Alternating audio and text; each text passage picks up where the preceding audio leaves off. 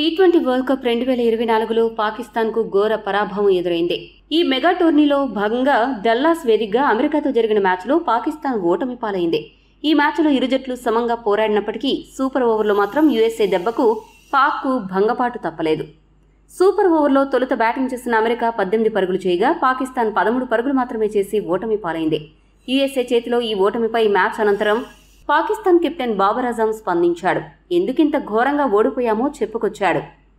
బాబర్ అజమ్ మాట్లాడుతూ ఏమన్నాడంటే, యూఎస్ఏ చేతిలో ఓడిపోవడం నిజంగా షాక్కు లోనయ్యాం. పాకిస్తాన్ జట్టుకు ఒక చెత్త అలవాటు ఉంది. చిన్న జట్లను తక్కువ అంచనా వేయడం చాలాసార్లు జరిగింది.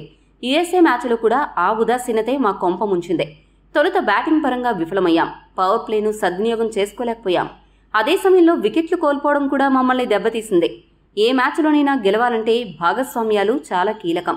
ఈ మ్యాచ్లో మేమది చేయలేకపోయాం. మరోవైపు బంతితో కూడా మేము నిరాశపరిచాం. మా స్పిన్నర్లు కూడా మిడిల్ ఓవర్లలో వికెట్లు తీయలేదు. ఇలా అన్ని విభాగాల్లో విఫలమైనందున ఓటమి చవి చూడాల్సి వచ్చింది. ఇక యూఎస్ఏ చాలా కష్టపడింది. వారు బ్యాటింగ్, బౌలింగ్, ఫీల్డింగ్ 3 విభాగాల్లో మాకంటే మెరుగ్గా ఆడారు.